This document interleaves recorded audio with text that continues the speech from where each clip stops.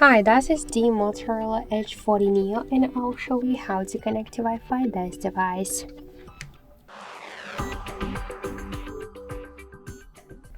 So first open the settings application and then tap to network and internet. Click the Wi-Fi section and to activate Wi-Fi option or to turn it off you should click to the switcher.